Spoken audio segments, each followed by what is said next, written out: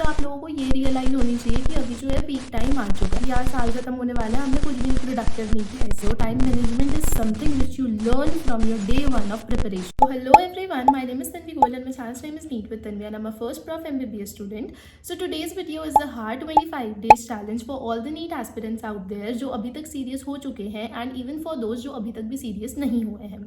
तो देखो, जो पहली चीज़ है ना, वो तो आप लोगों को ये रियलाइज़ होनी चाहिए कि अभी जो है पीक टाइम आ चुका है। ठीक है, अगर अभी भी नहीं समझोगे तो कब समझोगे, कब पढ़ोगे।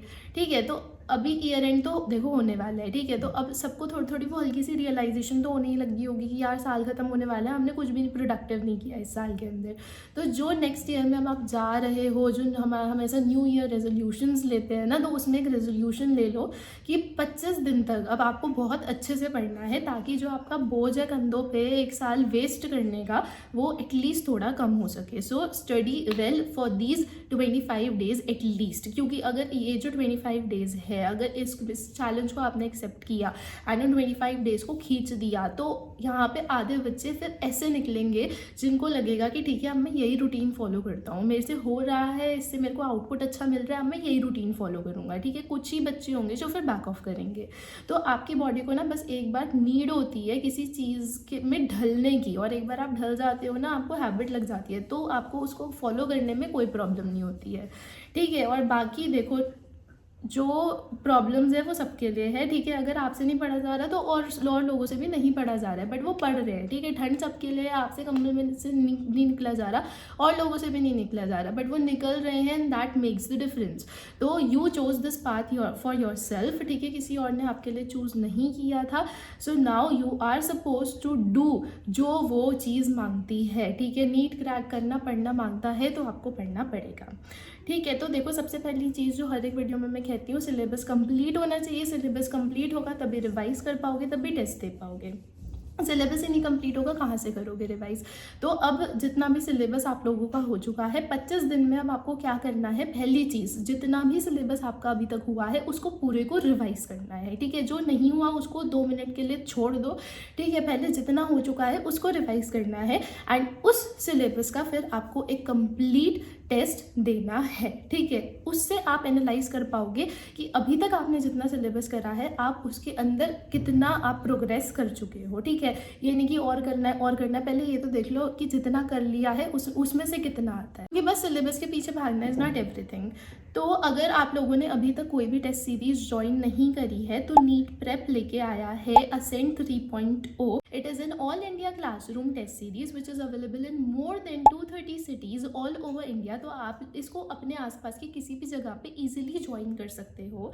And moreover all the test which are available in their test series, they are completely NCERT based. तो आप लोगों को इस चीज़ से कोई भी इशू नहीं आने वाला है कि कोई क्वेश्चन आउट ऑफ सिलेबस आ रहा है या कुछ भी है। Moreover their test are completely NEET pattern oriented.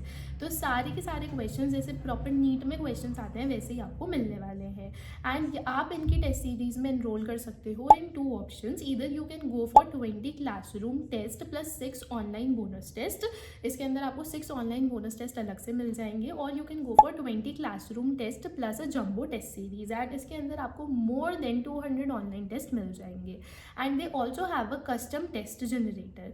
तो I will put the link of the PDF in the description box and in that you can find the dates and the syllabus of all the 20 tests concerned. And अगर आपको extra discount चाहिए तो इस link को fill कर दो which is there in my description box. उसके बाद आपको दिन में देखो कम से कम 12 से 13 घंटे पढ़ना ही पड़ेगा। अब अगर आप बोलो कि इतनी देर आप नहीं पढ़ सकते, तो तभी तो कहते हैं कि स्टार्टिंग से थोड़ा थोड़ा पढ़ो, बाद में बर्डन नहीं बनेगा। स्टार्टिंग से नहीं पढ़ा, अब बर्डन आया है, अब बर्डन लो। तो 12 to 13 आवर्स डेली देखो आपको पढ़ना पड़ेगा, because you have a limited time frame. Unlimited time नहीं है आपके पास। मई में पेपर आएगा, आपके 2 चैप्टर नहीं हुए, वो आपके लिए पेपर पोस्टपोन नहीं करने वाले कि चलो थोड़ा और टाइम दे दो। ठीक है, वो OMR जब आपका पेपर होता है ना, तभी छीन लेते हैं। तभी कहा जाता है कि time management is not something जो आप पेपर वाले दिन या जब आप मॉक्स दे रहे होते हो आप तब लर्न करते हो। Time management is something which you learn from your day one of preparation. जब आप प्रेप करना चालू करते हो ना, तो उसके डे 1 से you learn your time management. तो अब आपको ज़्यादा देर खींचना पड़ेगा, खुद को ज़्यादा देर पढ़ना पड़ेगा। दिन में पढ़ो, रात में पढ़ो, जब भी पढ़ना है पढ़ो। आपको जो भी टॉपिक डिफिकल्ट लग रहा है उसको मैक्सिमम टाइम दो, उसके क्वेश्चन सॉल्व करने में मैक्सिमम टाइम दो। क्योंकि देखो देखो जो नीट का सिलेबस है ना, like if I compare it to MBBS, तो पहले लगता था नीट बहुत बड़ी बात है, अब एमबीबीएस में आके लग रहा है कि नीट तो यार कुछ भी नहीं होता है। ठीक है, तो जो नीट है ना उसके अंदर एक बड़ा ही लिमिटेड सा सिलेबस है, एंड वो अगर आपने एक बार समझ लिया ना then that is very easy. ठीक है, तो उससे डरो मत कि यार मुझसे ये नहीं हो पाएगा। आप NEET is just an entrance exam, आप पढ़ रहे हो एमबीबीएस में आने के लिए, and MBBS is way more difficult than NEET. तो नीट तो आपके लिए होना चाहिए कि ठीक है मैं करूँगा, मुझसे हो जाएगा, ठीक है करूँगा करूँगा करूँगा हो जाएगा, एक बार नहीं होगा, दो बार नहीं होगा, तीसरी बार में ज़रूर होगा। You are suppose to analyze yourself completely because consistency is the key to success. ठीक है, अगर आप कंसिस्टेंट हो तो आपको सक्सेस मिलेगी ही मिलेगी। मैं ये नहीं कह रही कि अपने लिए टाइम ही मत रखो, हफ्ते में एक दिन रख लो अपने लिए, बट डेली कंसिस्टेंटली आपको करना है। जैसे पहले कहते थे ना कि जिस दिन स्कूल से आए हो उस दिन का काम उस दिन कर लो, तो इसलिए कहते हैं ताकि बैकलॉग्स ना बने, जो आप लोगों के बहुत ज़्यादा बनते ही रहते हैं। ठीक है, एंड वो फिर मतलब वो पन्ने पलटते रहते हैं एंड बैकलॉग्स कभी पूरे होते नहीं है। एंड अगर अभी भी आप लोग ये फ्रेंड्स के, रिलेशनशिप्स के, रिलेटिव्स के इन सब लूप में फंसे हुए हो तो देखो बाहर निकलो। ठीक है, अगेन हाई टाइम में बाहर निकलो। ठीक है, अगर तो ये चीज़ें आपको डिस्ट्रैक्ट नहीं कर रही है तो बहुत ही अच्छी बात है। ठीक है, मेरे को भी लिमिटेड टाइम पे डिस्ट्रैक्ट करती थी, बट अगर आपको करती हैं तो इन चीज़ों को साइड रख दो, क्योंकि ना तो आपके फ्रेंड्स, ना तो आपके रिलेशनशिप, ना तो आपके रिलेटिव्स, इनमें से कोई भी नहीं आने वाला। ठीक है, अगर आप ज़िंदगी में कुछ कर नहीं पाए कोई पूछने नहीं आने वाला। सब लोग तभी आते हैं व्हेन यू अचीव समथिंग। ठीक है, तभी आपको रिस्पेक्ट मिलती है व्हेन यू अचीव समथिंग। ठीक है, अगर कुछ नहीं कर पाए इनमें से कोई पूछने नहीं आने वाला, दोस्त भी एक टाइम के बाद छोड़ देंगे। ठीक है, तो करना आपको ही पड़ेगा, आपने ही अपने लिए ये पाथ चूज़ किया है and the path is very beautiful.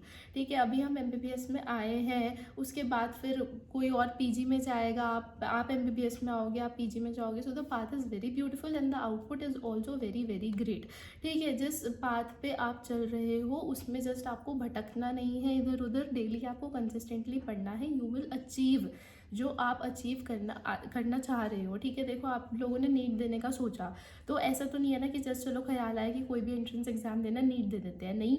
किसी के मन में कुछ ना कुछ तो सपना रहा होगा ना कि हाँ उसको डॉक्टर बनना है, उसको करना है, उसको मेडिकल प्रोफेशन में जाना है, उसको लोगों को सर्व करना है, कुछ भी हो सकता है। तो अब फिर पीछे क्यों हटना, हल्का सा नीट डिफिकल्ट लग गया, हल्का सा कोई क्वेश्चन नहीं हो रहा तो फिर पीछे हट जाना है। देखो टाइम मैनेजमेंट करना पड़ेगा, अगर आप लाइफ में टाइम मैनेज करके चलोगे ना दिन सारी चीज़ें हो जाएंगी, नथिंग इज़ डिफ़िकल्ट। ठीक है, और सिलेबस भी भाई बहुत लिमिटेड सिलेबस है, अब तो इतने सारे डिलीशंस भी हो चुके हैं, तो अब तो क्या ही डिफ़िकल्ट रह गया है यार।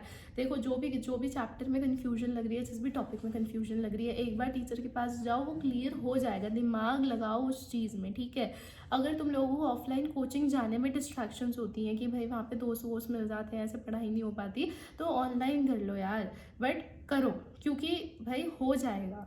ठीक है, इतना डिफिकल्ट नहीं है टू बी ऑनेस्ट, करो। देखो bio you have to learn entirely, physics में formulas you have to learn, chemistry में reactions you have to learn. देखो एक सच्चाई है, मानो कि ना मानो, आप नीट कर रहे हो, आप एमपीएस कर रहे हो, चीज़ें रटनी ही पड़ती हैं। ठीक है, रटनी पड़ेगी, एमबीबीएस में आके भी रटनी ही पड़ेगी। तो जब वो पैटर्न है ही तो फिर उसके अकॉर्डिंग खुद को अडाप्ट करो। ठीक है, क्योंकि भाई अगर कोई सपना देखा है तो उसको फुलफिल करो। ठीक है, तुम लोग 1 ड्रॉप लो, 2 ड्रॉप लो, 3 ड्रॉप लो, वो मैटर नहीं करता है, बट अगर इन दी एंड तुमको वो चीज़ अचीव हो रही है then that is the thing which is very beautiful. और भाई खुद को ओवर स्ट्रेस मत करो, ओवर स्ट्रेस करोगे अल्टीमेटली ब्रेक डाउन हो जाएगा, ना तो आगे कुछ पढ़ा जाएगा, जो ऑलरेडी पढ़ रखा है वो भी भूल जाओगे। ठीक है, so don't over stress your self. ठीक है, इतना ज़्यादा स्ट्रेस लेने की कोई ज़रूरत नहीं है, still you have several months left for NEET. ठीक है, हाँ ये होता है कि हाँ अभी तक तुम लोगों का मैक्सिमम सिलेबस कंप्लीट हो जाना चाहिए, तो उसके लिए जो 25 डेज चैलेंज है, मैं दोबारा रिपीट कर देती हूँ, पहले जितना सिलेबस अभी तक हुआ है पहले उस पूरे को रिवाइज करो। जब उस पूरे को रिवाइज कर लोगे तो टेस्ट दो, टेस्ट दोगे, रिजल्ट देखोगे तो उससे एनालाइज कर पाओगे कि तुमने अभी तक जितना पढ़ा है उसमें से कितना आता है। उसके बाद अगर तुम्हें लगता है कि तुम्हारा स्कोर सेटिस्फैक्टरी है, then move on with the left of the syllabus. अगर तुम्हें लगता है कि तुम्हारा स्कोर सेटिस्फैक्टरी नहीं है, बिल्कुल भी एक्सपेक्टेशंस मीट नहीं कर रहा है, तो पहले जो तुमने ऑलरेडी सिलेबस कर लिया है उसमें जिन जिन चीज़ों में तुम्हें डाउट आ रहा है पहले उसको करो, उसके बाद फिर नया सिलेबस करना। तो आई होप सो कि तुम लोग मैं जो कहना चाहती हूँ उस चीज़ को समझ गए होगे। And I am personally saying this कि जितने भी लोग इस वीडियो को देख रहे हो ना नीट एस्पिरेंट्स, प्लीज़ इस 25 डेज चैलेंज को ज़रूर फॉलो करना एंड मुझे कमेंट सेक्शन में भी बताना कि किसने इसको कम्प्लीटली फॉलो किया, किसकी कितनी प्रोग्रेस आई। क्योंकि यार देखो, टाइम गोज़ ऑन, ठीक है, कोई नहीं रुकता, ठीक है। एंड तुम्हें पता भी नहीं चलेगा कैसे करके 1 महीना 2 महीना 3 महीना निकल गया और नीट आ गया, ठीक है, और तुम वही सिलेबस लेके बैठे हो। तो पढ़ना तुम्हें पड़ेगा, एक बार खींचना पड़ेगा, एक बार हो गया ना अगर, उसके बाद फिर टेस्ट में स्कोर भी आएंगे। फुल सिलेबस रिवीजन करने से पहले घबराओगे भी नहीं, कॉन्फिडेंस भी आएगा, जो एग्ज़ाम से पहले मस्ट होता है कि थोड़ा कॉन्फिडेंस होना ज़रूरी है, ठीक है। So don't over stress your self. Sleep अपनी प्रॉपर रखो, ठीक है, 12 घंटे पढ़ना है, you can easily sleep for 8 hours, ठीक है। तो स्लीप अपनी प्रॉपर रखो, 8 भी नहीं हो रहा है तुमसे 7 घंटे कर लो, ठीक है, करो पर। So this is it for this video. If you like this video, then please subscribe my channel and do share this video with your friends who are going to give NEET in coming years. Thank you.